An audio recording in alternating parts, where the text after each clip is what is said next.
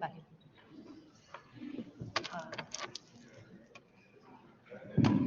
Buenos días a todos y a todas. Muchísimas gracias por asistir a esta conferencia que va a impartir Amparo Quintana. Ella es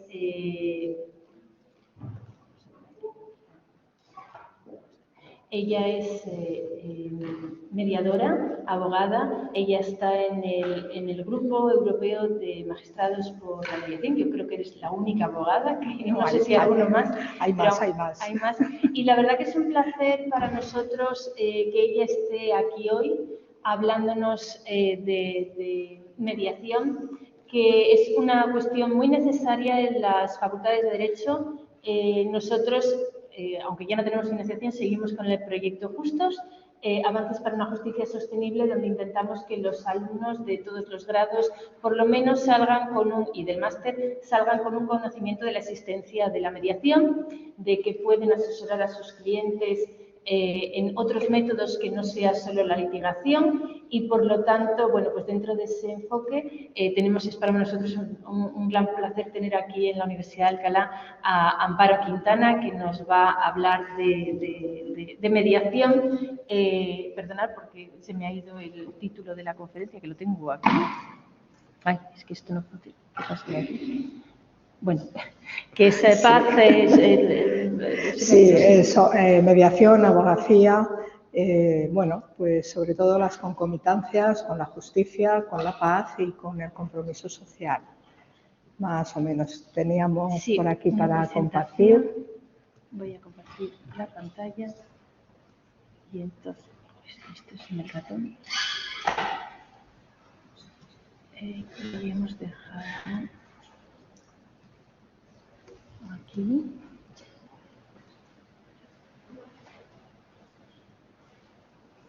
Ahí. ¿Se ve bien así o se puede ver?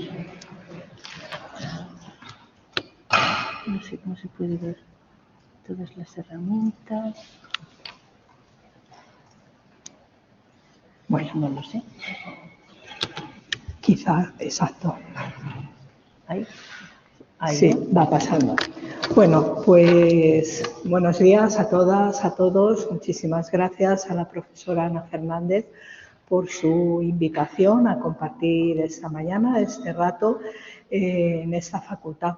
Cada vez que vengo a esta facultad, a mí la verdad es que me gusta entretenerme en ver los nombres de los insignes juristas que nos han antecedido a todos en esta búsqueda de los derechos humanos, la búsqueda del derecho, poner los cimientos también en el Estado de Derecho, y la verdad es que esto, para los que venimos del mundo jurídico, pues de vez en cuando recordarnos que hubo una escuela de Salamanca, que hubo una filosofía del derecho, etcétera, pues nos pone los cimientos, y para muchas cosas también pues en relación con lo que vamos a ver esta mañana. A mí me gustaría que al término de mi explicación, pues nos vamos a llamar de tú, si me permitís, pues me hicierais todo tipo de preguntas, me preguntarais, me hicierais los comentarios que tuvierais a bien hacerme, ¿no? Bueno, lo primero, el título. ¿Por qué mediación y abogacía? Compromiso con la justicia, la paz y la sociedad. Porque la mediación está, digamos, incardinado dentro de lo que se denomina la cultura de la paz. No es solamente una forma de resolver conflictos, que ya es bastante, no es solamente una vía para que las personas puedan llegar a acuerdos, que ya es bastante, sino que realmente, digamos, que la mediación va preordenada a que la sociedad entera asuma que el litigio, la confrontación, el ganar y el perder, pues la verdad es que tiene poco recorrido de alguna forma, ¿verdad? Bueno, desde unos años a esta parte podemos decir que que nos hemos acostumbrado, quizá a lo mejor no nos hemos fijado, pero están, ¿no? Están. A haber una serie de llamadas, a una serie de publicaciones, etcétera, que de alguna forma van dirigidos a las personas, a los juristas, al mundo del derecho, a la abogacía, etcétera, y son como pequeñas llamadas de atención diciendo, que además del procedimiento judicial, que además del litigio, hay otras formas de resolver los conflictos que tienen las personas. Antes había hablado Ana del Grupo Europeo de Magistrados por la Mediación, que fue constituido en el año 2003. Y uno de sus lemas, digamos que su lema más conocido aquí en España, es el de mediación es justicia, porque se parte de la base de que los tribunales, las sentencias, no es la única forma de que las personas puedan acceder a la justicia. Por otro lado, el Consejo General del Poder Judicial, desde hace unos años también, ha editado una serie de trípticos y de pósters que podemos ver a mano derecha, en el que van dirigidos a los ciudadanos, pero también a los profesionales del derecho, en el que se les explica de forma sencilla y sucinta en qué consiste la mediación y cómo se puede pedir una mediación aun cuando ya digamos que el conflicto esté judicializado. Y por otro lado, el Consejo General de la Abogacía Española, pues también hace mucho tiempo que publicó unas recomendaciones para la abogacía en mediación. Es decir, también de forma sucinta y clara, informaba sobre aquellos pasos o aquellas cuestiones que tienen que tener en cuenta las abogadas y los abogados cuando un cliente suyo acude a mediación. Yo os animo a que pululéis por las webs de los portales de estas instituciones y entonces, bueno, pues podáis acceder y descargaros todo tipo de documentos, yo creo que con bastante interés para personas ligadas al mundo del derecho. ¿Qué tiene que ver la mediación con la abogacía? Pues yo creo que bastantes cosas. Fijaros. En el Código Deontológico de la Abogacía Española, en su artículo 12, en el apartado 8, el artículo 12 se refiere a aquellas normas deontológicas que deben llevar a cabo, que deben observar abogadas y abogados en su relación con sus propios clientes. Y aquí se dice que, bueno, pues que se asesorará, se defenderá al cliente con el máximo celo, etcétera. Y he resaltado en negrita, digamos, lo que es interesante para la conferencia de hoy. Y es que dice este código deontológico, siempre se deberá intentar encontrar la solución más adecuada al encargo recibido, debiéndose asesorar al cliente en el momento oportuno respecto a la posibilidad y consecuencias de llegar a un acuerdo o de acudir a instrumentos de resolución alternativa de conflictos. Es decir, es un mandato deontológico para la abogacía el tener de alguna forma conocimiento de estos métodos antes llamados alternativos, ahora pues llamados adecuados de solución de conflictos. Porque fijaros, aquí lo que se dice es que se debe asesorar adecuadamente al cliente, es decir, no únicamente decir lo que nos puede parecer, porque a lo mejor no tenemos un conocimiento profundo de la materia, etcétera, y damos nuestro parecer, pues, no pensando en la oportunidad que puede ser para el cliente el que acudan a mediación o a otro método adecuado de solución de conflictos, sino simplemente, bueno, pues damos nuestra opinión sin pensar nada más. Aquí el Código Deontológico de la Abogacía Española dice clarísimamente que deberá intentar encontrar la solución más adecuada al encargo recibido, porque en algunas ocasiones, pues a lo mejor lo más adecuado es acudir a los tribunales de justicia, pero en otras muchas ocasiones quizá lo más sencillo, quizá lo más adecuado para esos clientes y para ese caso en concreto, pues a lo mejor es acudir a mediación. Creo que a esas alturas todo el mundo conoce, ¿no?, el proyecto de ley de eficiencia procesal, que en la actualidad, bueno, pues está un poco en el aire. Ya veremos dentro de los próximos meses, pues si continúa adelante y cómo continúa adelante. Pero es importante también, para lo que hoy estamos aquí comentando, traer a colación que este proyecto de ley de eficiencia procesal, que como sabéis, pues viene a modificar gran parte de nuestro proceso jurisdiccional, de nuestras leyes procesales, tanto en el ámbito civil, mercantil, como también familia, laboral, etcétera. Bueno, pues habla de esos métodos adecuados de solución de conflictos. En este proyecto se habla o se recogen estos 5 y habla de la negociación y también de la mediación. ¿Qué cosas para este proyecto, digamos, que diferenciarían lo que es la mediación de lo que es una negociación?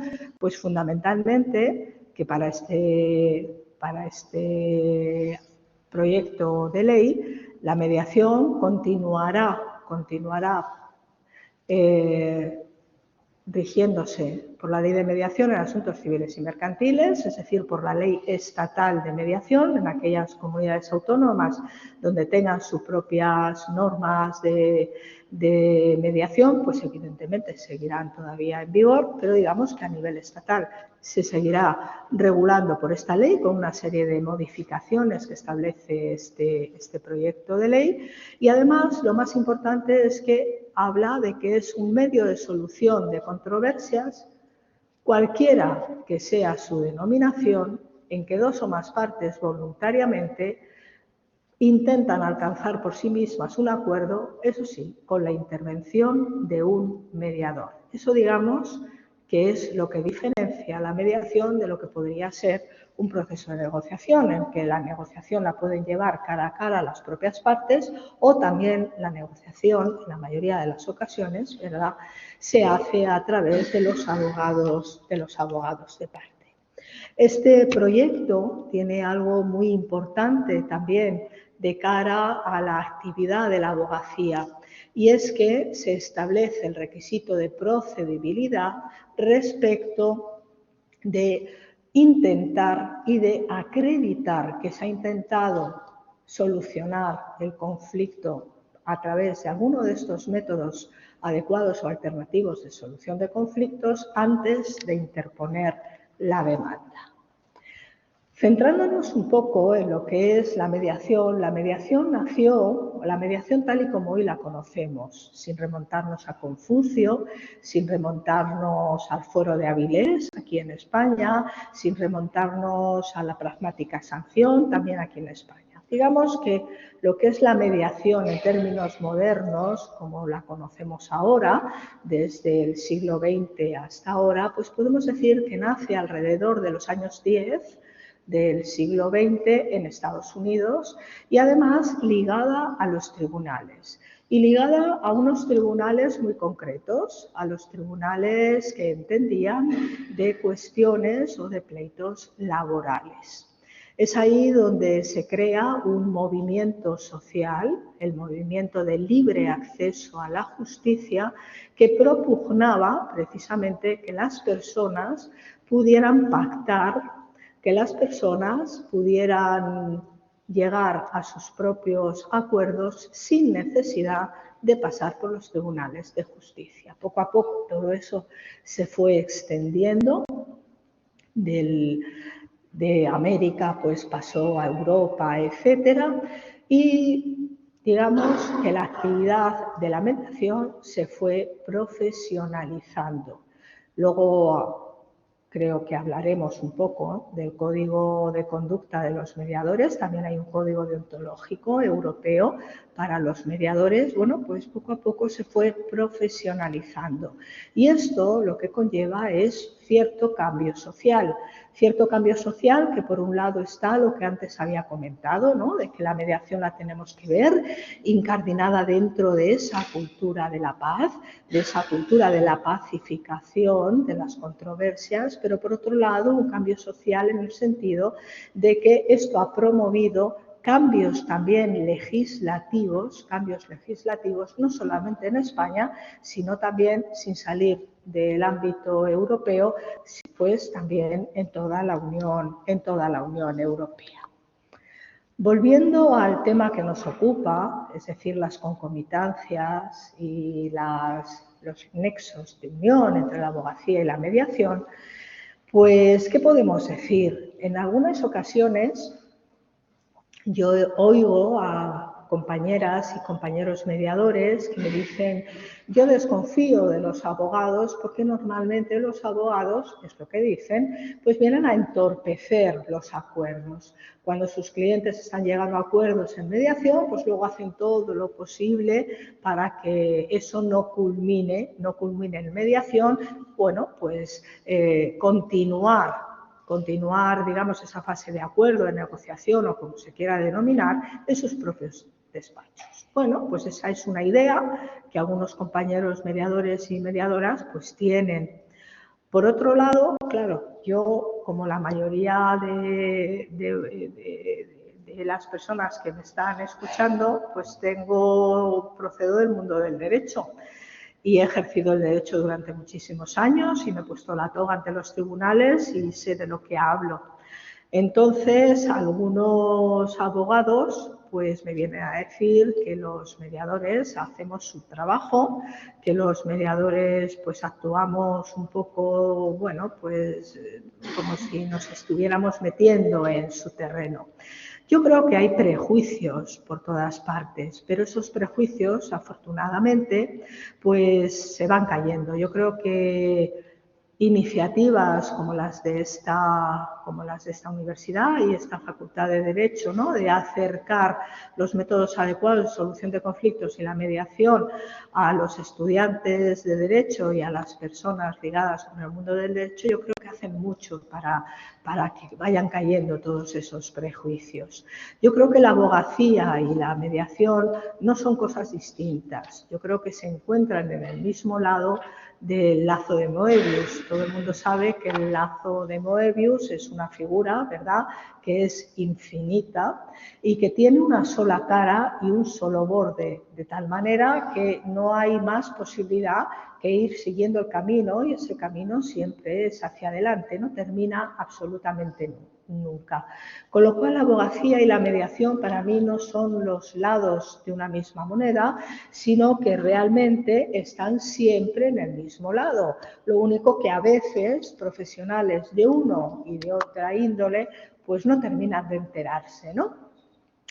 Los clientes, cuando tienen un problema y acuden a los despachos de sus abogados, de sus abogadas, pues quieren que estos les asesoren y que les resuelva el problema.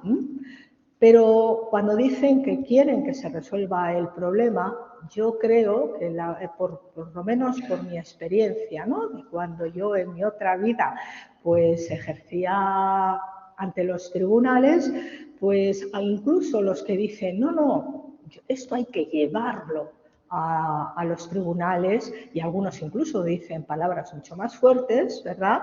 Pues yo creo que en el fondo, bueno, lo pueden estar pensando, pero ellos no obligan al abogado a que eso se tenga que llevar ante los tribunales, evidentemente.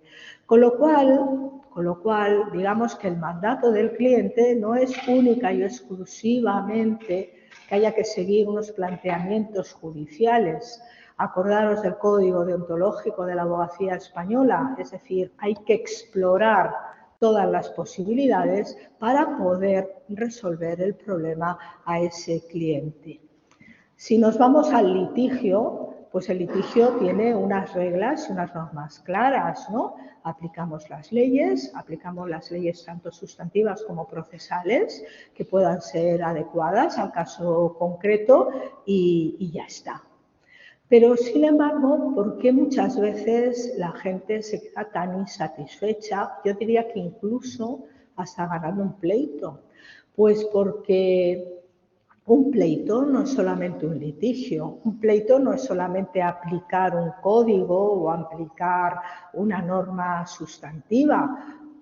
Cuando surge el pleito se asienta en un conflicto y ese conflicto pues lleva distintas percepciones de la misma realidad. Hay muchísimas emociones que sustentan ese conflicto, no todo el mundo vive un conflicto aun siendo el mismo de la misma forma. Hay una serie de necesidades que a veces incluso una sentencia favorable pues no cubre, etcétera. Y todas estas necesidades, emociones, percepciones, tabúes incluso, etcétera, se van retroalimentando constantemente. Es lo de a lo mejor tendría que haber actuado de otra forma, quizá no me tendría que haber, quizá no tendría que haber aceptado esto, etcétera. Siempre van a veces, ¿no?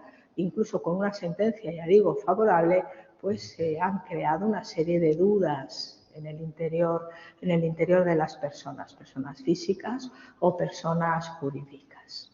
Hace unos años saltó a la prensa un caso en el que un joven que pasó por una operación de rinoplastia, me parece, bueno, pues acabó en estado vegetativo y durante unos cuantos años. Hubo una serie de protestas por parte de los padres que incluso, bueno, pues estuvieron muchos meses asentados en una plaza céntrica de Madrid para llamar la atención precisamente sobre lo que ellos denominaban que había sido una mala praxis médica.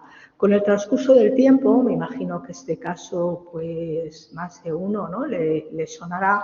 Con el transcurso del tiempo surgió un nuevo testigo, que fue una persona que curiosamente pues estaba en el quirófano cuando a este joven le estaban operando. Entonces sintió la necesidad de contar lo que había visto, ¿no? Un tema pues de anestesia, etcétera. Esto dio lugar a que se interpusiera un recurso de revisión ante el Tribunal Supremo y se revisara la causa. Al final, al revisarse la causa, la familia del joven pues llegó a un acuerdo con la aseguradora de los médicos y llegaron a un acuerdo de una cantidad concreta, una cantidad además que se asimilaba mucho a la que ellos en su primera demanda, que había sido desestimada hasta entonces en todas las instancias, pues se asimilaba mucho a la primera cantidad. Fue una negociación que, bueno, pues como las que se hacen, ¿no?, entre abogados, etcétera, y en principio podemos decir, bueno, pues se ha solucionado el asunto. Fantástico, han llegado a un acuerdo, qué bien. Eso fue lo que todos pensamos, ¿no? Menos mal que se ha puesto ya fin a todo este calvario para esta familia de tiempo. Bueno, pero ¿qué ocurrió? Que a los pocos meses abrimos el periódico y nos encontramos una entrevista a la madre de este joven, y la madre lo que dice es: me siento como si hubiera vendido a mi hijo. Y yo pensé, quizá esto en mediación no hubiera sucedido. A lo mejor hubieran llegado a la misma cantidad, o a lo mejor incluso a una cantidad menor, nunca se sabe. Pero probablemente en mediación, en el espacio de mediación, esta familia habría tenido la oportunidad de ser protagonistas, de hablar en primera persona, de que los demás, la otra parte, les escuchen, ¿no?, sobre sus sufrimientos, sobre sus emociones, sobre todas aquellas cosas que estaban sustentando el conflicto. Bueno, pues esto nos da una idea, ¿verdad?, de hasta dónde puede llegar lo jurídico y hasta dónde no llega lo jurídico. Es como, por ejemplo, en este problema. Bueno, sucintamente, por si no se ve porque esté lejos, es un tema, es un conflicto, digamos, iba a decir típico, pero bueno, pues sí, bastante habitual en temas de separación de parejas y de divorcios, etcétera. Es una pareja que lleva junta ya durante unos años, tiene unos hijos y hay una hija que tiene una dolencia del espectro autista. Entonces, bueno, pues quieren poner fin a su relación y discuten por la custodia de sus hijos, ¿no? Algo que es bastante habitual cuando hay una crisis de este tipo, ¿verdad? La madre quiere encargarse directamente de la custodia de sus hijos, sobre todo porque piensa que su hija, la que necesita mayores cuidados, pues probablemente esté mejor con ella. Si todo esto se lleva a un pleito, se lleva a juicio, pues probablemente esta señora, pues de alguna manera hará ver y pondrá encima de la mesa todas aquellas circunstancias que, en su opinión, la hacen más adecuada para encargarse del cuidado de sus hijos, ¿no? Probablemente hablará de que como su marido o su exmarido pues ejerce una profesión liberal y es autónomo y tiene que trabajar muchísimo y está fuera del hogar, etcétera, etcétera, pues que a lo mejor ella está en ese sentido más familiarizada con las pautas que necesitan sus hijos, los cuidados, etcétera. Pero por otro lado tenemos que el padre, que también es protagonista en la historia, ¿verdad? Pues el padre lo que hace en estas discusiones con la madre de sus hijos, pues es que dice que va a pedir la custodia compartida, lo que entendemos por custodia compartida, una alternancia en la custodia de sus hijos. Y además dice, y esto es muy corriente, esto se oye continuamente, y sé que los tribunales me van a dar la razón. Claro, ¿qué sucede? Pues que probablemente a lo mejor ha hablado con abogados o a lo mejor no ha hecho falta que hable con abogados, se ha metido en internet, ha estado mirando información sobre custodias y ha llegado a la conclusión de que en España, bueno, pues basta que se pida para que los tribunales pues te den la custodia compartida, ¿verdad? Bueno, pues digamos que el conflicto ya está servido y está servido además por algo, digamos, muy importante para las partes, como es encargarse o no de la custodia de los hijos. Hay necesidades, como he dicho antes, tanto la necesidad del padre como de la madre, que no cubre una resolución favorable. ¿Cómo acometeríamos esto en mediación? Bueno, pues probablemente analizaríamos si hay necesidad o no de autoestima. A veces hablamos de las necesidades y siempre pensamos que las necesidades son las necesidades básicas, ¿no? Siempre pensamos que cuando alguien pide la custodia de unos hijos de forma exclusiva, pues es porque quiere una pensión o porque quiere seguir en el piso o tal. Sí, eso puede ser. Ojo, que eso no es ilegítimo, pensarlo. Pero en mediación, digamos que vamos profundizando un poco más sobre estas cosas. Es decir, aparte de todo esto, o además de todo esto, o sin pensar en todo esto, ¿por qué se está pidiendo este tipo de custodia? Pues a lo mejor por esa necesidad de autoestima, es decir, que se me respete, que se me valore. Somos iguales, probablemente esto lo diría el padre de nuestro ejemplo, ¿no? Somos iguales, tenemos los mismos valores, tenemos los mismos derechos, etcétera. Y también existe la necesidad de aceptación, es decir, yo soy un buen padre, yo soy una buena madre, yo puedo encargarme del cuidado de mis hijos, una necesidad también de seguridad, en el sentido de que el que a uno le quiten o no le quiten la custodia o que le digan que no tiene derecho a la custodia, etcétera, lo va a ver como justo o injusto, incluso a veces si es moral o no es ético, ¿verdad? Y esto quiere decir que cuando vamos al conflicto, cuando tenemos un conflicto, estamos llenos y rodeados de una serie de emociones y de sentimientos, ¿verdad? Que además se mezclan con nuestros tabúes, es decir, hay cosas que preferimos no decir, a lo mejor, bueno, pues para que no se descubran o a lo mejor para no liarla más, ¿no? Por así decirlo. Y es importante siempre lo que uno pide, pero más importantes son las razones de por qué se piden las cosas. Sin salir de este ejemplo, a lo mejor el padre de estos niños que pide la custodia compartida, pues a lo mejor desde fuera alguien puede pensar, pues pide la custodia compartida porque no quiere pagar pensión. Hay gente que piensa que teniendo una custodia compartida no tiene que pasar pensión a los hijos. Ya sabéis que hay casos y casos. Bueno, pues esa puede ser una razón, pero otra razón puede ser que a lo mejor no quiere ser un progenitor ausente, o que a lo mejor tiene miedo a la soledad, o que a lo mejor, bueno, X razones, ¿verdad? Pues es en lo que tenemos que profundizar. Y yo diría que aunque no os dediquéis a la mediación, aunque vuestro papel en la sociedad sea de abogadas y de abogados, que para mí, lo digo ahora entre paréntesis, creo que es un papel maravilloso dentro de la sociedad, ser unos buenos abogados, unas buenas abogadas, pues aunque ese sea el papel, pensad siempre por qué los clientes están pidiendo lo que están pidiendo.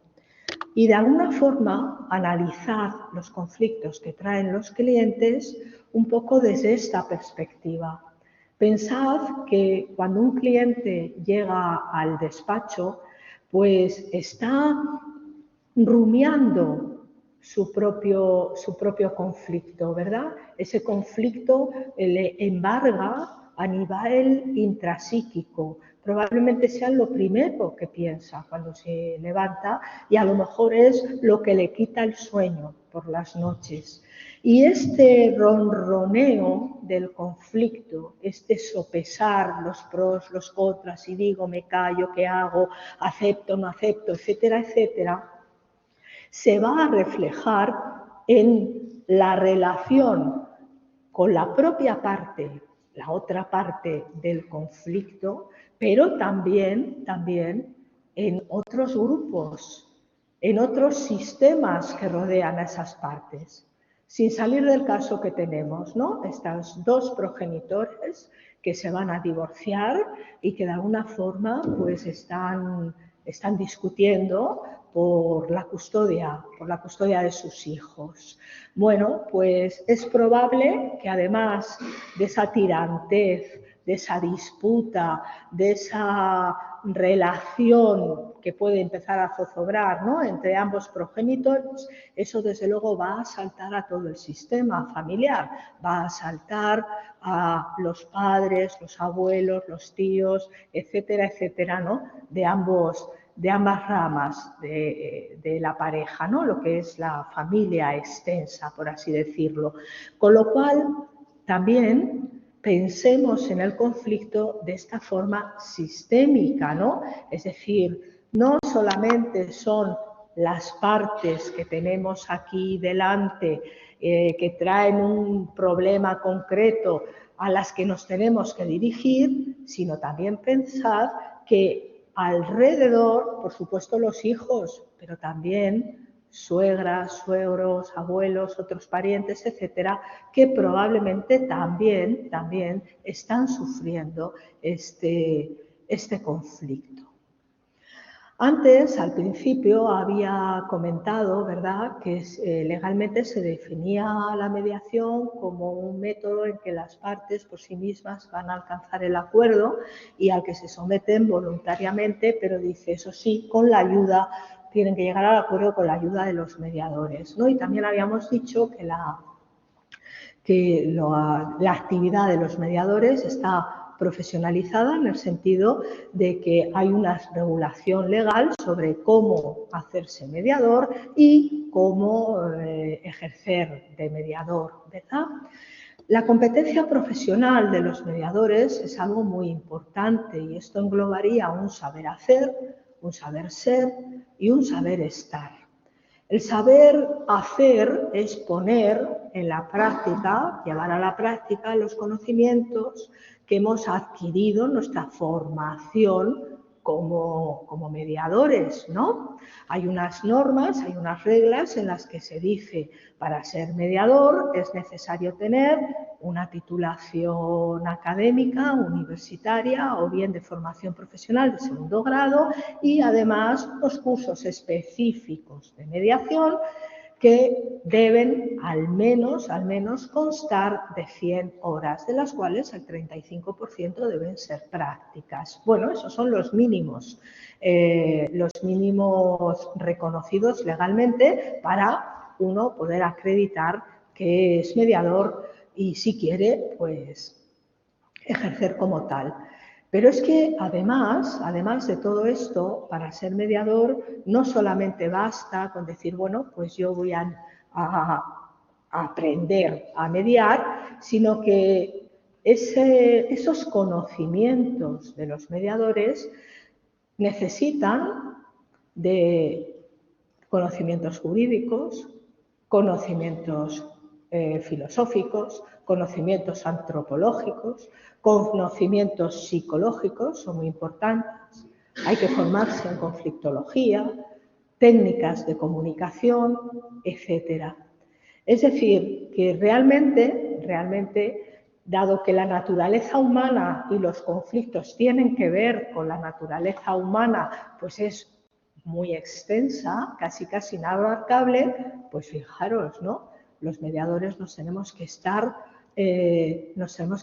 formando en todas estas cuestiones. Porque claro, si nos dedicamos a la mediación familiar, decimos, bueno, pues yo conociéndome las reglas del Código Civil en tema de familia y conociéndome pues y otra serie de normas, ¿no? Procesales, sustantivas, etcétera, internacionales, etcétera, sobre derecho de familia, pues ya está bien, ¿no? Pero también hay que conocer un poco lo que es la psicología evolutiva, saber en qué momento se encuentran esas personas. No es lo mismo un divorcio con 30 años y 2 niños pequeños que un divorcio con 60 años con los hijos ya emancipados, ¿verdad? Entonces, bueno, pues hay que verlo todo eso y hay que tratarlo. Por poner un ejemplo, si actuamos como mediadores en un tema intracultural, pues probablemente ciertas nociones de antropología pues nos pueden resultar muy útiles también. Pues junto con el saber hacer, que es poner a la práctica todos esos conocimientos, está el saber ser de los mediadores. Los mediadores tienen que ser observadores, tienen que facilitar la comunicación, no hacer valoraciones.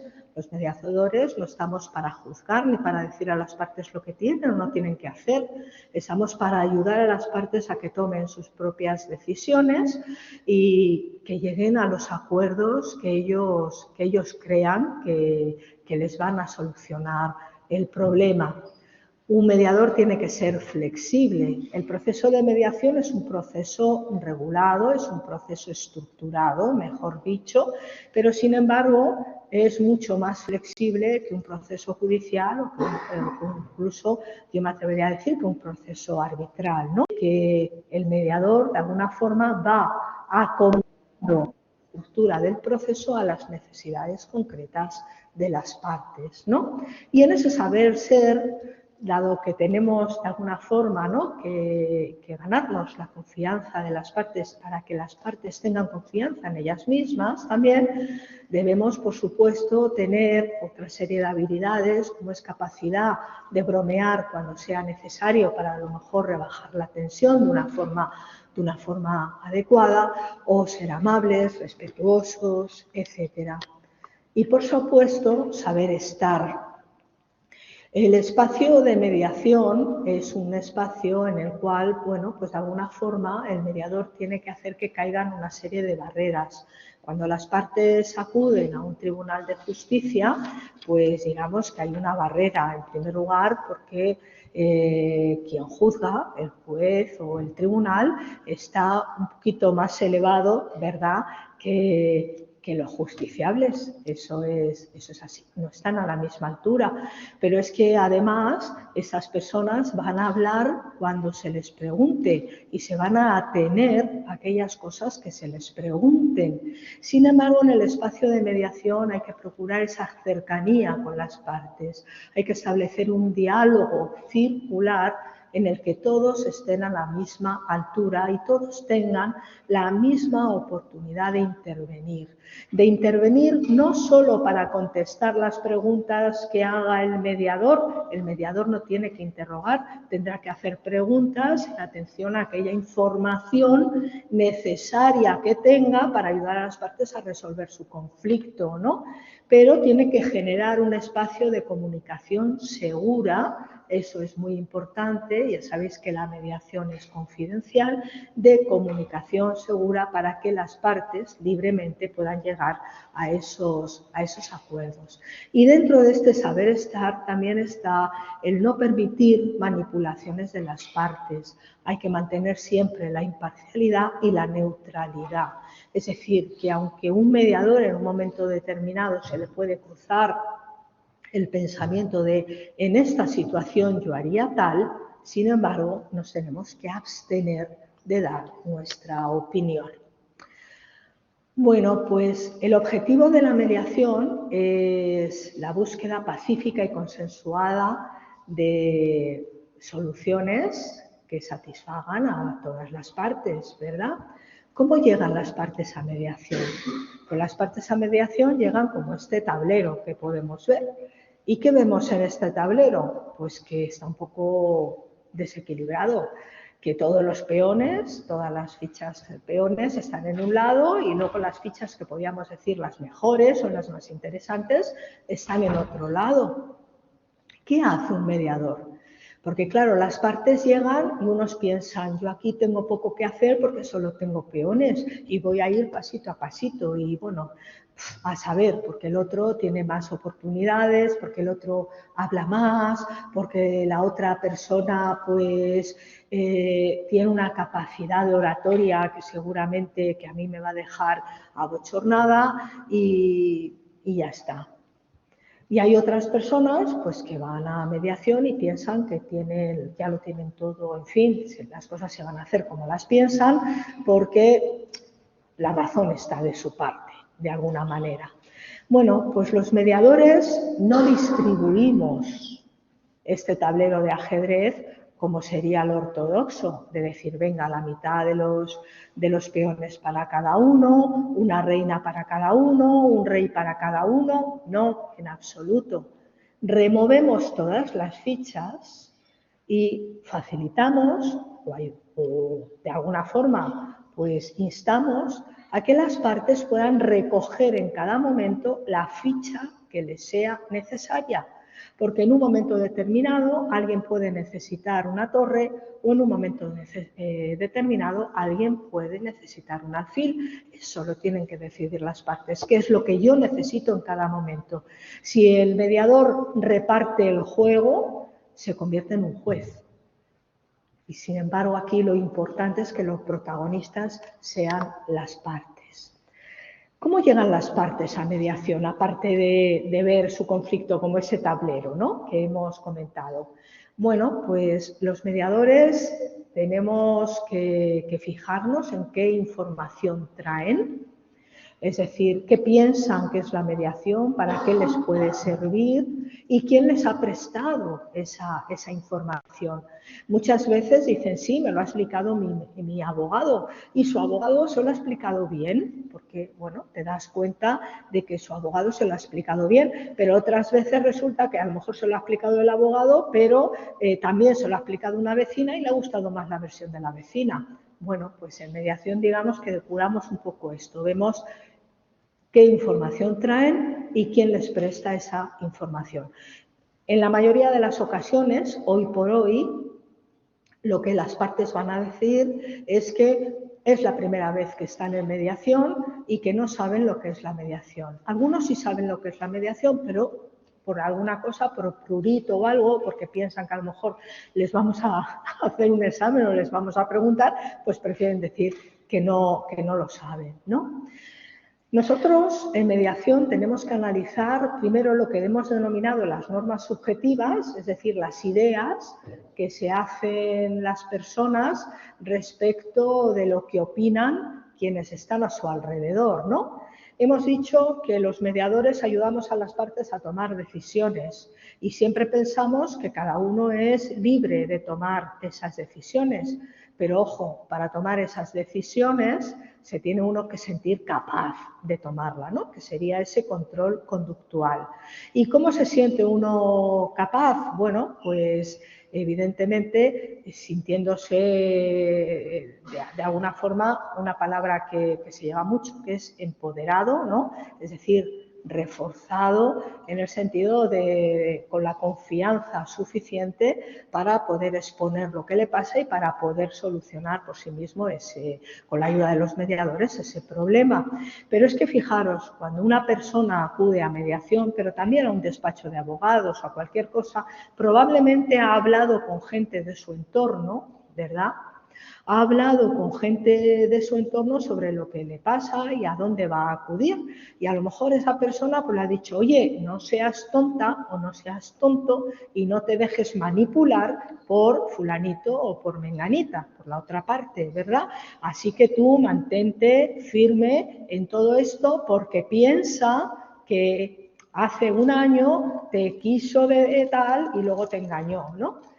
Y todo el mundo, eso psicológicamente es así, todos queremos quedar siempre bien con nuestra, por supuesto, con nuestros intereses, ¿no? Con los intereses que representamos, pero también quedar bien con nuestro entorno, no tener que dar después explicaciones de por qué hemos cedido más o hemos cedido menos, ¿no? Bueno, pues en mediación, digamos, que los mediadores tenemos en cuenta todas estas cuestiones, hacemos que vayan aflorando y a través de dos herramientas muy conocidas probablemente de la mayoría de vosotros y digamos que esenciales en la mediación, denominadas legitimación o reconocimiento. Antes hemos hablado del reconocimiento, ¿no? Reconocimiento de ser buen padre, buena madre, etcétera, cuando hablábamos del otro ejemplo. Y también el empoderamiento o refuerzo, pues a través de estas dos herramientas las partes se sienten más libres para tomar las decisiones que quieran, ¿verdad? En la actuación de los mediadores se nos exige imparcialidad, pero también nuestra actuación tiene que estar orientada al proceso. Es decir, el fin último de la mediación no es única y exclusivamente que las partes lleguen a un acuerdo. Eso puede ser una negociación o puede ser cualquier otro método alternativo o adecuado de solución de conflictos. Lo importante es el proceso, que en ese proceso las partes puedan hablar, puedan aflorar aquellas cuestiones que les preocupan, ¿verdad? Y puedan por sí mismos tomar esas decisiones. Y, por supuesto, en lo relativo a la solución del problema, intentar ayudar en la resolución de los problemas, teniendo en cuenta todas las cuestiones que hemos visto antes, que subyacen y que sustentan el conflicto, y no únicamente que lo resuelvan de acuerdo con lo que dice el derecho, ¿no? Antes os he comentado que haríamos alusión al Código de Conducta Europeo para mediadores. Dije, ¿no? Los mediadores también tenemos normas deontológicas. Bueno, pues desde el año 2004 existe este Código de Conducta Europeo para mediadores que de alguna forma ha servido de matriz o ha servido de base para un montón de códigos deontológicos que tienen diversos centros, instituciones, asociaciones de mediación, no solamente en nuestro país, sino también en Europa y en otros, como es europeo, pues en otros países de Europa. Traigo aquí a colación el artículo 3, que habla de la equidad del procedimiento y habla de equidad, no habla de igualdad. Habla de que las partes evidentemente puedan intervenir en el proceso de mediación en igualdad de condiciones, que tengan la misma posibilidad de intervenir de manera efectiva en el proceso, pero habla de equidad. Y esa equidad también de esa equidad emana un mandato para los mediadores y esto a lo mejor pues para los juristas les puede aclarar algunas cosas y es que se puede suspender la mediación, se puede dar por acabada la mediación si el acuerdo al que se están llegando las partes es ilegal o de imposible cumplimiento. Bueno, pues efectivamente las partes deciden, las partes pueden acordar todas las cosas que puedan acordar, pero hay unas líneas rojas que no se pueden traspasar y es que esos acuerdos sean ilegales, conculquen una norma de obligado cumplimiento o también perjudiquen a terceras personas, ¿no? Sobre todo infancia, personas con algún tipo de discapacidad, etcétera, y que no se puedan cumplir. Es decir, un acuerdo no puede ser un brindis al sol, sino que un acuerdo tiene que estar pensado también para que se pueda llevar a la práctica, se pueda cumplir y en caso de incumplimiento, pues alguien pueda decretar su ejecución.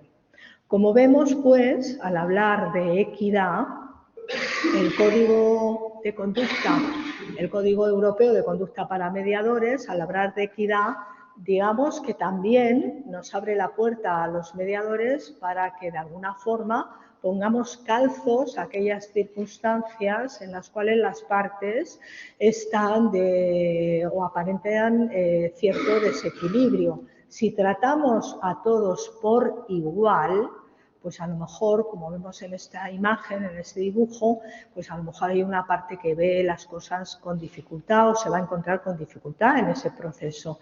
Si nosotros ponemos un calzo más amplio a aquella persona que se encuentra, tiene una postura o tiene una posición más desequilibrada que el resto, pues probablemente, igual que en la imagen, pues pueda ver el partido que hay detrás de la valla en igualdad de condiciones de los demás, pues podrá de forma efectiva actuar o intervenir en mediación en igualdad de condiciones. Bueno, esto lo traigo a modo de ejemplo.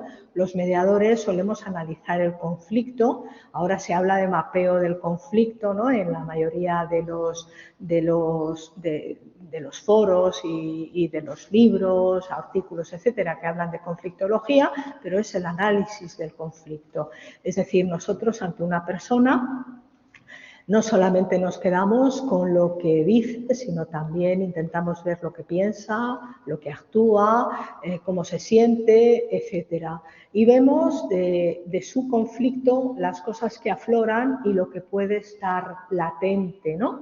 Analizamos también cómo es su método o su forma de afrontar los conflictos, es decir, si es una persona competitiva, si es una persona evitativa o si procura colaborar con la otra parte. Esto es importante. Y yo, fijaros, pues igual que antes lo dije, incluso aunque no os dediquéis a la mediación, pero vais a estar en contacto con conflictos ajenos, con conflictos de personas físicas o jurídicas. Acostumbraros a analizar el conflicto un poco más allá de lo que dicen las normas. Tendréis que aplicar la norma, evidentemente, al caso concreto, pero mirad en vuestra relación con los clientes cómo se siente, qué es lo que me está manifestando, cuál es su área de influencia, qué personas dependen de esta persona, por qué actúa así, etcétera. Probablemente así podréis darle un servicio, yo diría, más completo. Bueno, esta imagen lo que viene a decir, este es un juego, ¿no? Que muchos de nosotros pues nos lo sabemos desde la infancia y algunos lo podéis recordar ahora. Se trata de trazar con 4 líneas rectas, sin levantar el lápiz del papel, 4 líneas rectas que unan todos los puntos. Como vemos en la solución, esas líneas tienen que salirse de los puntos. Eso es lo que hacemos los mediadores, salirnos del conflicto. Es decir, el conflicto es de las partes, pero nosotros tenemos que guardar esa distancia para poder ayudar a las partes, para poder unir todas aquellas cosas que son concomitantes. Porque a veces las partes no piensan que tengan demasiados puntos en común, y en mediación pueden descubrir que sí tienen puntos en común. Creo que vamos bien de tiempo, ¿no? Bueno, centrándonos un poco más en cuál es el rol o el papel de la abogacía en la mediación, es decir,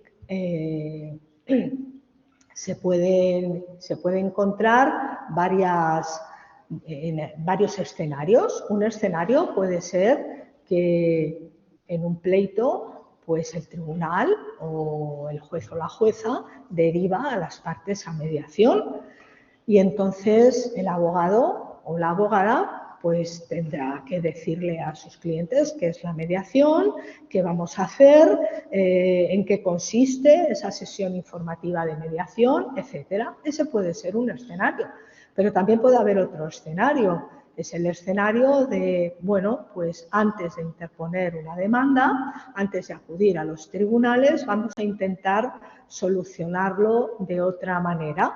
Y de alguna forma, pues ese abogado tienen también un papel que cumplir en la mediación de su cliente. No es simplemente decir, bueno, eso es cosa de mi cliente, ahí lo dejo, sino que evidentemente también tiene que haber un compromiso por parte de la abogacía.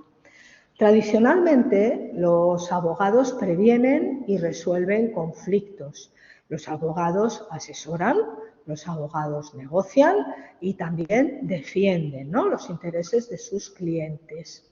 Y las obligaciones deontológicas, a las que antes, al principio, ¿no?, hablábamos del Código Deontológico de la Abogacía Española, pues instan a procurar un acuerdo y instan a asesorar a sus clientes de forma adecuada sobre otras vías para solucionar su problema sin necesidad de acudir a los tribunales de justicia.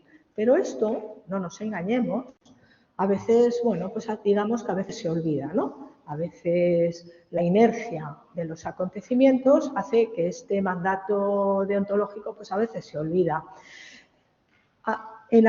Cuando ya el conflicto se ha hecho un litigio, pues ya los clientes lo que esperan de sus abogadas y abogados es que luchen hasta el final.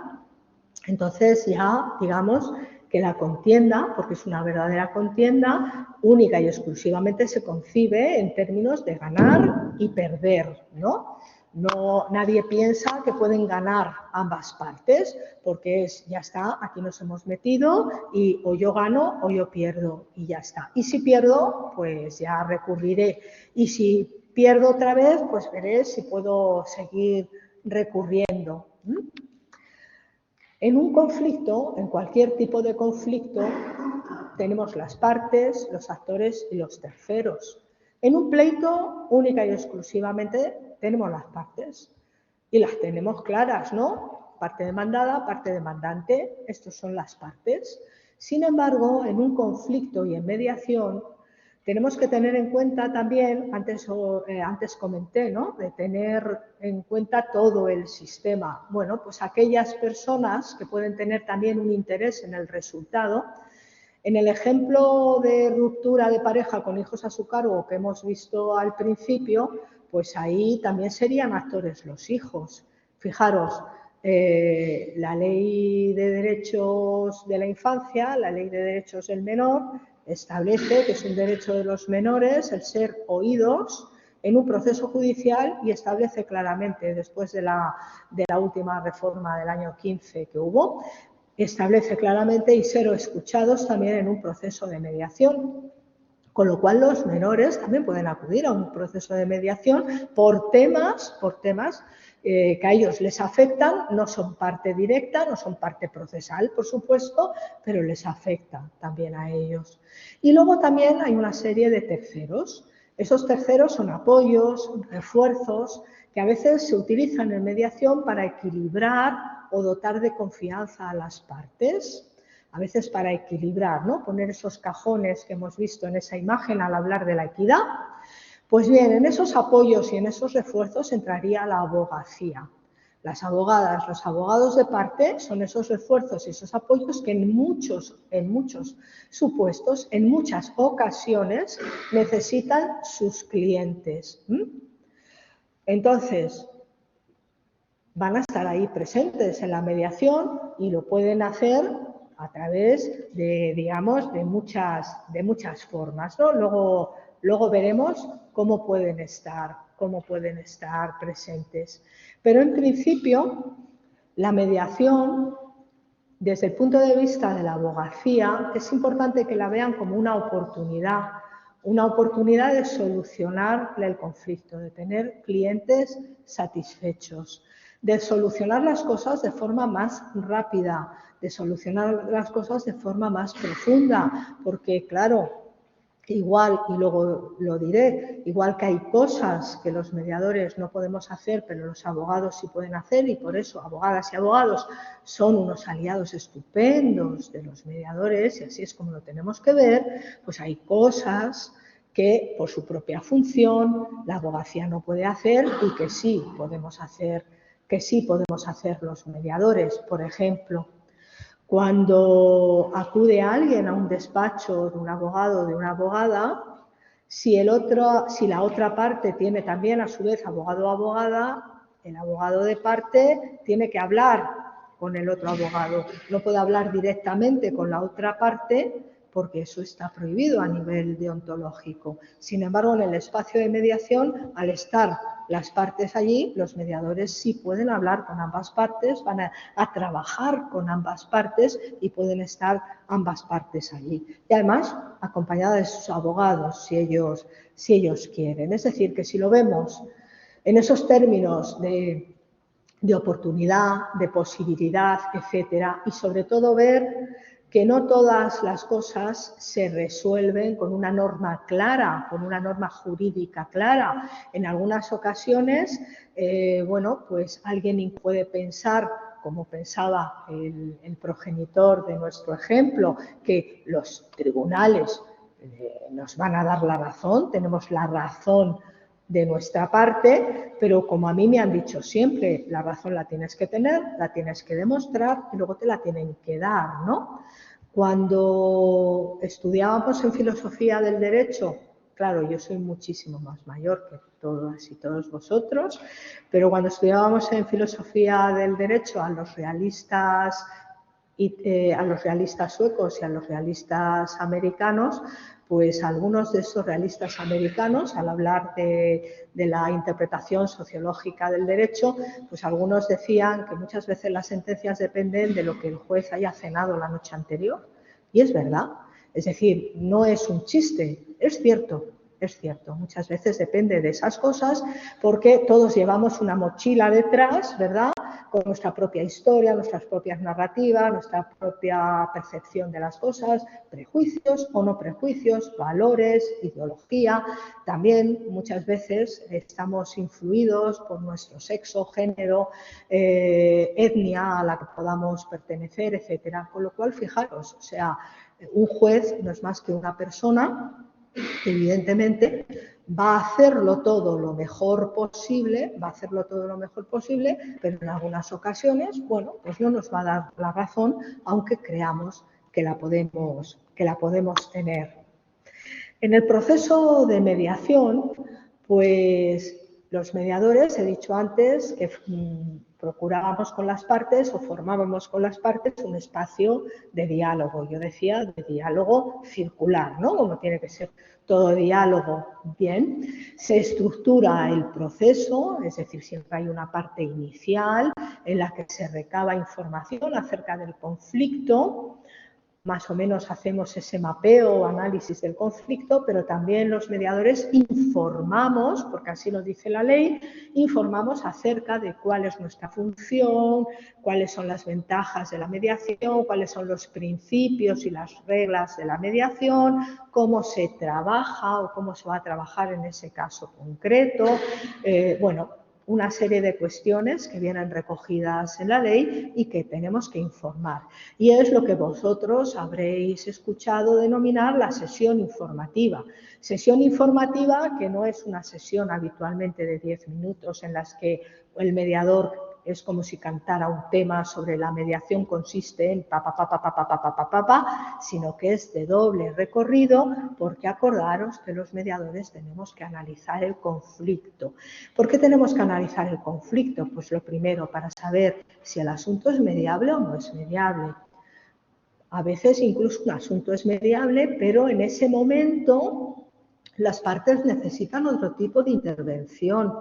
Pensemos, por ejemplo, en el supuesto que hemos visto antes de ruptura con hijos a su cargo, pues pensemos que alguna de las partes, pues a lo mejor está tomando pastillas contra la ansiedad porque esa situación le está desbordando, llora habitualmente y entonces los mediadores pues perciben que a lo mejor no está en las condiciones más adecuadas para poder tomar una decisión por sí misma o por sí mismo, ¿no?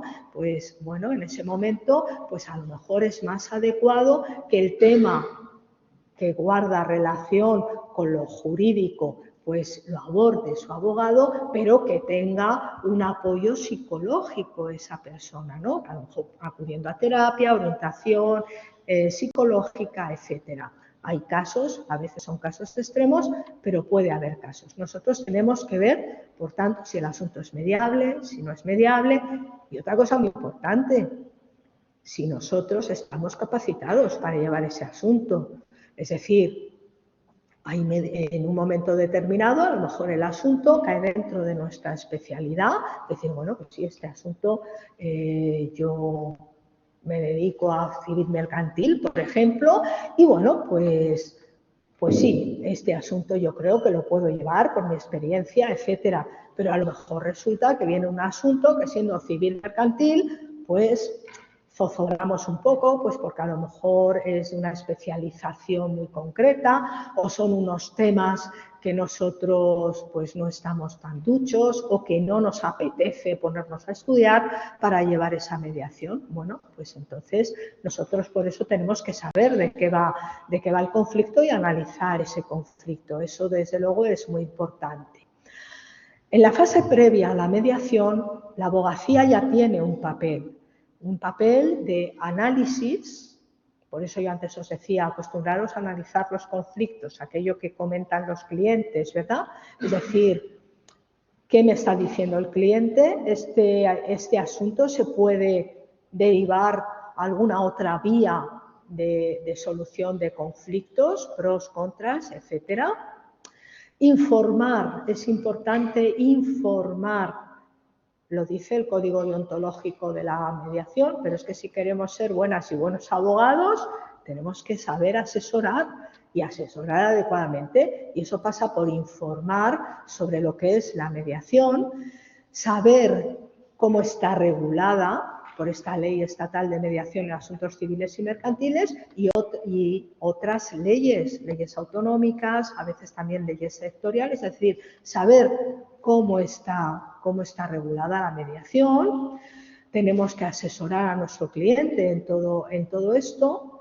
También acompañar al cliente a esa sesión informativa, tanto si es por derivación judicial como si, bueno, pues hemos pedido de forma extrajudicial la mediación y acompañamos a nuestro cliente y, por supuesto, orientarle, asesorarle también sobre la elección de los mediadores.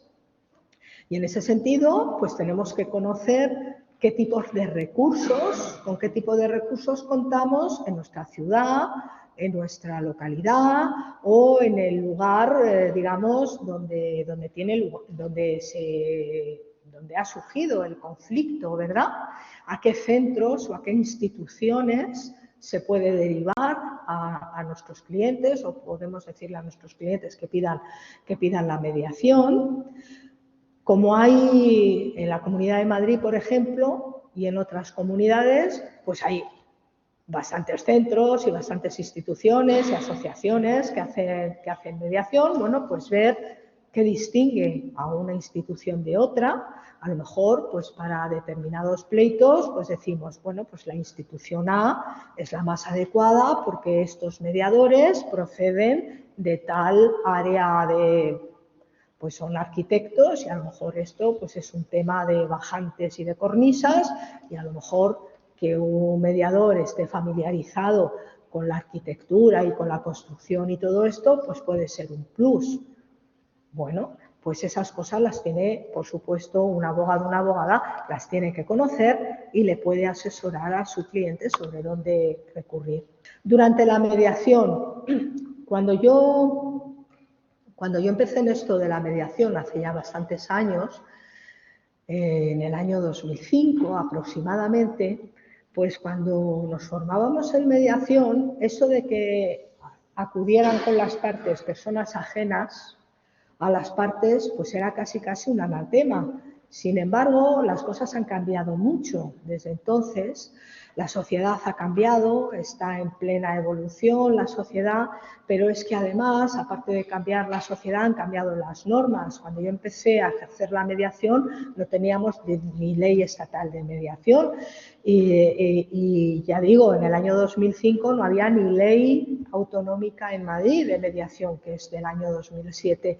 Entonces, bueno, sin embargo, hacíamos mediación, empezábamos y hacíamos mediación. Y yo además trabajaba por aquel entonces en un centro público de mediación. Bueno, pues efectivamente las cosas han cambiado y ahora es importante que durante la mediación pues también las partes acudan acompañadas de sus abogados en la medida que quieran, por supuesto, ¿no? ¿Por qué? Bueno, pues porque el asesoramiento técnico lo van a prestar las abogadas y los abogados, ¿no? Tiene que supervisar la legalidad de los acuerdos a los que están llegando las partes.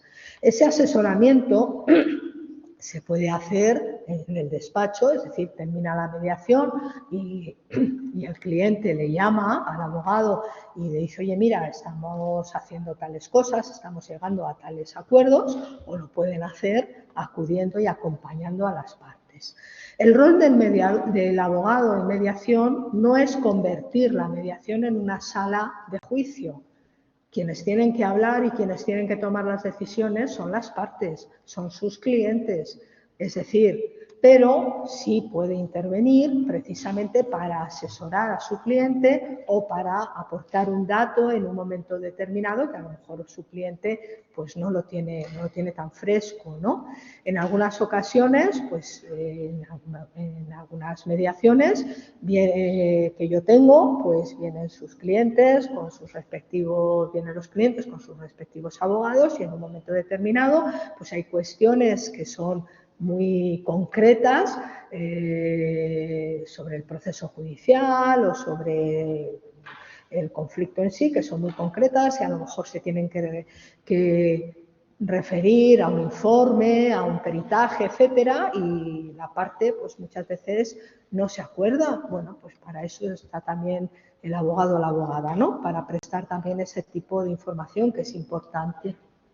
Y cuando termina la mediación, pues también tiene un papel. En algunas ocasiones hay que dotar de forma jurídica los acuerdos que se alcanzan. ¿Por qué digo esto? Pensemos en el artículo 777 de la Ley de Enjuiciamiento Civil, que a nuestros protagonistas del caso práctico, ¿no? del divorcio con niños, pues a ellos les va a ser aplicable. Y en este sentido, bueno, pues ahí dice este artículo que cuando en temas, ¿no? de separación, divorcio, ruptura, etcétera, las partes han llegado a un acuerdo y en ese artículo se establece cómo se tramita pues una separación o un divorcio o unas medidas parentales de mutuo acuerdo y se establece una serie de documentos que hay que aportar, ¿no? Entre ellas el convenio regulador, y se dice si ha sido tomado el acuerdo a través de un proceso de mediación, también hay que aportar el acuerdo de mediación. Y eso quiere decir que el acuerdo de mediación es un documento distinto a ese convenio. ¿Quién va a hacer el convenio? Los abogados de parte. Los mediadores redactamos los acuerdos y los firman las partes, pero el documento jurídico, el convenio, lo va a redactar ese abogado o esa abogada. Pero es que además Cuando los temas son derivados de algún juzgado, no pensemos ahora en materia de familia, pensemos en cualquier otra materia, civil o mercantil, pues el abogado es el que después va a pedir en sede judicial la homologación de esos acuerdos. Pero es que también incluso podrá acompañar a sus clientes al notario, podrán acompañar los abogados al cliente a los notarios para elevar a público los acuerdos de mediación. Los acuerdos de mediación se pueden elevar a públicos, porque en algunas ocasiones el asunto no está judicializado ni es necesario que acudan al juzgado, etcétera, porque no es un tema de familia, por ejemplo, ¿no? Y el tema, como ya digo, no está judicializado y dice la norma que si se eleva a público con una serie de requisitos, si se eleva a público ese acuerdo, pues entonces, en caso de incumplimiento, el acuerdo de mediación tendrá efectos ejecutivos como si fuera un título judicial. Todas esas cosas las tiene que saber la abogacía, las tiene que saber un abogado, las tiene que saber una abogada y tendrá que asesorar de esta forma a su cliente y acompañar a su cliente, evidentemente, ¿no? Pues también después del proceso de mediación. Porque fijaros, el artículo 13 de la Ley de Mediación en Asuntos Civiles y Mercantiles, entre otras cosas, dice en qué consiste la actuación de los mediadores. Lo primero que dice es facilitar la comunicación entre las partes. Por eso veíamos, ¿no?, que nos formábamos en técnicas de comunicación y en otra serie de cosas para facilitar la comunicación entre las partes. También dice que tendremos que tener una conducta proactiva tendente a buscar los puntos en común entre las partes, a que las partes, bueno, pues lleguen a puntos comunes, porque eso va a facilitar que lleguen a un acuerdo, evidentemente. En ese sentido es como si tendiéramos puentes. Pero también dice que tenemos que procurar que las partes estén siempre convenientemente informadas y asesoradas. Acordaros de lo que habíamos visto hace un rato, ¿no? Es decir, que las partes pueden llegar a cualquier tipo de acuerdo, pero esos acuerdos no pueden ser ilegales. Si los mediadores en un momento determinado y antes de tomar una decisión drástica de decir no seguimos con la mediación, pero vemos que las partes están llegando a un acuerdo que luego no se va a poder cumplir, no se va a poder ejecutar, que luego que va a ser ilegal, etcétera, etcétera, es nuestra obligación decir: consulten ustedes con un abogado. Es decir, que los abogados pueden hacer aquello, como dije antes, que la ley nos impide a los mediadores que hagamos, que es asesorar. Los abogados no orientamos, perdón, los mediadores no orientamos, no asesoramos, no decimos lo que se puede o no se puede hacer. Somos imparciales, somos neutrales. Si yo como mediadora en un momento determinado digo que no le digo a este señor, al del ejemplo, que no en todos los casos los tribunales dan sí o sí la custodia compartida, pues a lo mejor puede pensar que me estoy colocando del lado de su exmujer o de su mujer, ¿verdad? Con lo cual a lo mejor ya no me percibirían como tan imparcial, como tengo que serlo, ¿verdad? Por eso es importante que la abogacía tenga un conocimiento certero de en qué consiste la mediación, cuáles son sus principios y cuál es la estructura del proceso. Abogamos por la práctica colaborativa, es decir, como dije antes, abogacía y mediación no somos dos caras distintas de la misma moneda, sino que estamos en el mismo lado, en ese lado de la cinta de Moebius, y no hay más posibilidad que ir caminando juntos hacia adelante. Hay muchísimos puntos que nos unen a la abogacía y a la mediación, y yo creo que todo esto redunda en una sociedad, digamos, más adulta, más capaz de solucionar los conflictos de forma pacífica y, por supuesto también, digamos, que más responsable. Y con esto, pues hemos terminado. Muchas gracias.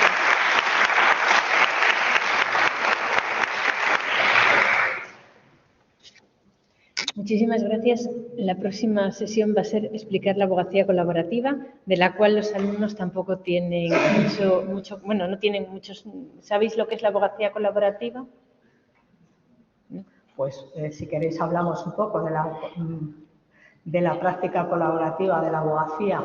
Bueno, se habla de abogacía colaborativa o práctica colaborativa del derecho, digamos que es el compromiso que asumen muchos abogados, que asumimos muchos abogados y abogadas, de no llevar a pleito los asuntos. Digamos que sucintamente es esto. En la hoja de encargo con los clientes, pues ahí se fija de manera clarísima que en caso de no llegarse a un acuerdo, pues entonces el litigio lo llevarían otros abogados, abogados que ahora les llaman procesalistas, ¿no? Bueno, pues eso es así. ¿Qué es lo que hace un abogado colaborativo? Pues fundamentalmente un abogado colaborativo tiene que estar formado en técnicas de negociación.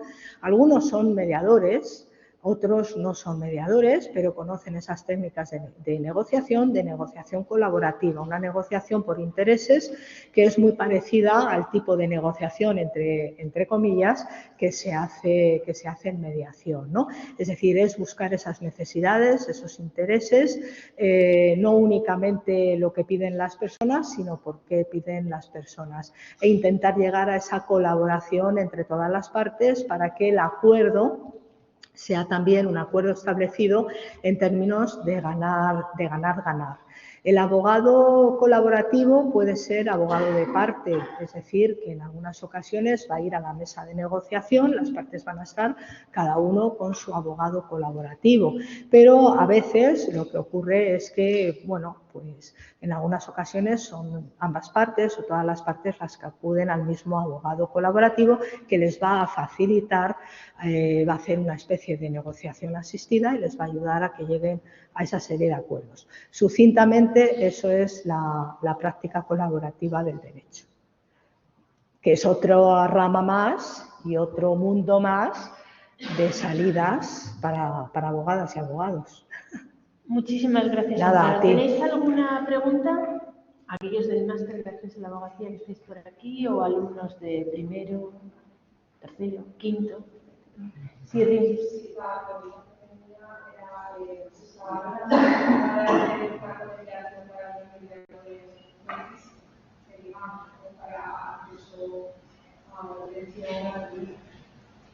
Mediación de oficio. Mediación de oficio. Bueno, pues vamos a ver. La Ley de Justicia Gratuita establece que cuando alguien va a pedir, pues va a solicitar abogado de oficio, sea asesorado también en métodos alternativos o métodos adecuados de solución de conflictos. En ese sentido, los colegios de la abogacía, yo diría que la mayoría de los colegios de la abogacía de España pues tienen asumido ese compromiso, y cuando las personas son beneficiarias de justicia gratuita, pues entonces si piden mediación se les asigna un mediador al que no tienen que pagar las partes, ¿no? Vivimos en un país en el que hay gran diferencia entre unas comunidades autónomas y otras comunidades autónomas.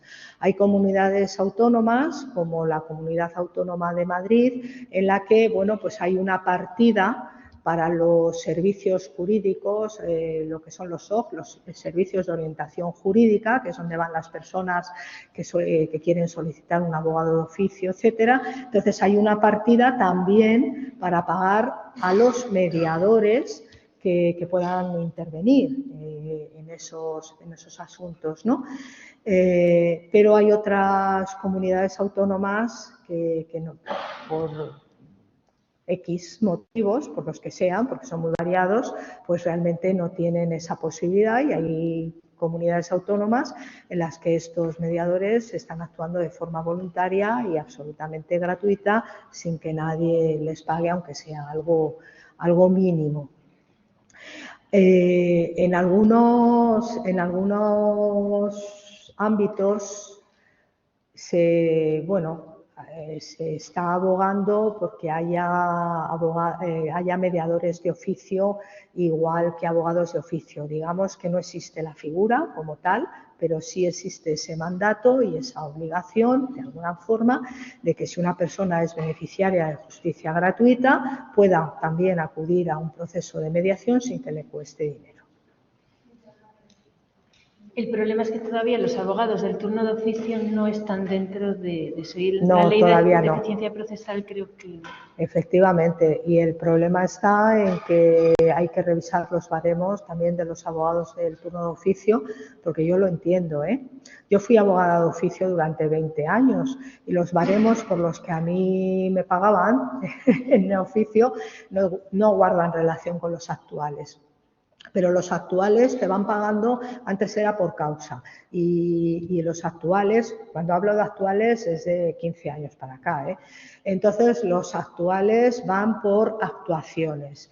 ¿Qué ocurre? Que si un abogado de oficio, pues las cuestiones se resuelven en una mediación, pues entonces el abogado de oficio deja de percibir una serie de partidas a las que cree que podría tener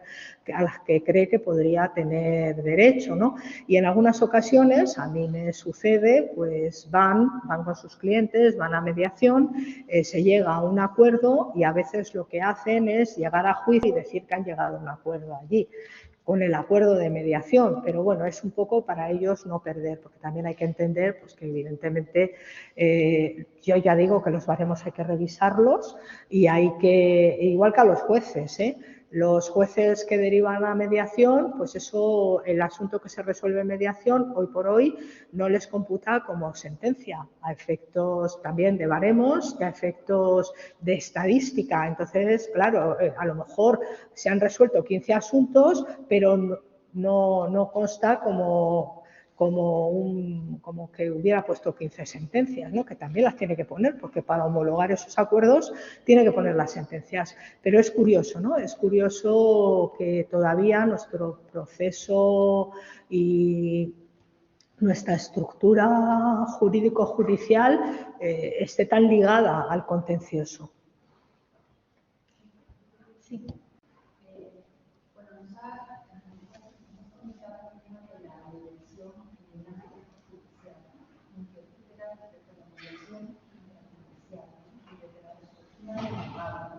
Ya en el proceso judicial tenemos a las partes ya posicionadas y de qué manera el abogado puede aprovechar esa regulación que puede ser colectada de la Administración de Justicia a la mediación.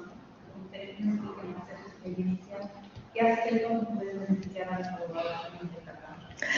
Pues yo creo que hay varios aspectos que pueden beneficiar. En primer lugar, hombre, es verdad que cuando el asunto está judicializado, pues digamos que las reglas, las normas, pues son otras. Incluso los clientes pues ya se han acostumbrado a ver las cosas desde el punto de vista del contencioso, a ver las cosas en términos de adversariedad, a ver las cosas de esto lo voy a decir de esta forma o esto se ha dicho de esta forma. No estoy diciendo que se oculten, pero que evidentemente no es lo mismo decir las cosas de una forma o de otra, eso lo sabemos todo el mundo, ¿verdad? Entonces, cuando son derivados a mediación, pues se descolocan. Y a veces los abogados pues también se pueden descolocar. ¿Qué ventajas puede tener para la abogacía? Pues en primer lugar que un proceso de mediación va a resolver las cosas de una forma mucho más rápida que un proceso judicial. Aparte de lo que he dicho antes, de que la razón la tienes que tener, la tienes que demostrar y te la tienen que dar, en la mediación, desde luego, pues ya sabes cuál va a ser el resultado, que va a ser el acuerdo al que tú puedas llegar. Si no se llega a ningún acuerdo, siempre queda libre la vía y expedita la vía judicial. Pueden volver al procedimiento judicial y no pasa absolutamente nada. No se suspenden los plazos procesales si las partes no quieren. Es decir, que la ley de mediación dice que las partes podrán pedir la suspensión del proceso judicial, pero no es obligatorio que lo pidan. En algunas ocasiones yo he intervenido en mediaciones intrajudiciales en las cuales yo lo primero que pregunto es ¿hay algún señalamiento, hay alguna comparecencia, hay algún juicio? Y algunos te dicen, lo tenemos el mes que viene. Dices, pues claro. Algunos te dicen, lo tenemos el año que viene. Bueno, pues las circunstancias son muy distintas, ¿verdad? Pero claro, un proceso de mediación, dice la ley de mediación, que tiene que durar el menor tiempo posible en el menor número de sesiones posible. Y la verdad es que en ese sentido la ley de enjuiciamiento civil dice que cuando se suspendan los procedimientos judiciales porque, bueno, pues estén en vías de acuerdo, de solución extrajudicial, etcétera, etcétera, pues que la suspensión no puede ir más allá de los 60 días. Con lo cual, en el caso de suspensión, pues son 60 días. ¿Qué son 60 días si un proceso judicial a lo mejor va a durar un año o 2? Entonces, bueno, pues 60 días yo creo que puede ser. Y luego también hay otras cuestiones y es que yo creo que eso todos los abogados lo saben. O sea, todos los abogados son conscientes de lo que pueden conseguir, hasta dónde pueden conseguir y de alguna serie de cosas que uno pide o que han pedido por si acaso. Y en ese por si acaso yo creo que está la oportunidad de la mediación, de poder sacar esas cuestiones que a veces son incluso metajurídicas. Es decir, bueno, yo voy a pedir esto, por ejemplo, ahora ya está regulado el tema por los derechos de los animales, está todo regulado el tema de la tenencia de las mascotas y de la contribución a sus cuidados, su custodia, etcétera. Pero hace unos años no, Y dependía, en muchas ocasiones, dependía del juez o del tribunal que dijera qué pasaba con el perro o dónde iba la tortuga. O sea, eso es literalmente cierto. Bueno, pues en esas cuestiones que en un momento determinado pues van a depender de la opinión del juez o del momento, ¿no? de la oportunidad, etcétera, pues yo creo que eso es una buena oportunidad para los abogados, creo yo. Porque muchos conflictos, si vemos y nos acostumbramos a ver los conflictos con que no solamente es la parte visible, no solamente es, bueno, pues esto es un conflicto por custodia, esto es un conflicto por impago de renta, etcétera, sino ver qué es lo que hay detrás, pues probablemente en ese que hay detrás pues son cuestiones que no se pueden llevar al litigio. Yo más o menos es por donde lo llevaría. O son las cuestiones con las que yo hablo con los abogados cuando vienen, porque también si hay tiempo, cuando vienen las partes a una mediación, la mediación es intrajudicial, vienen acompañadas de sus abogados, pues yo incluso antes de hacer la sesión informativa me reúno 10 minutitos con esos abogados pues para explicarles un poco qué es lo que vamos a hacer.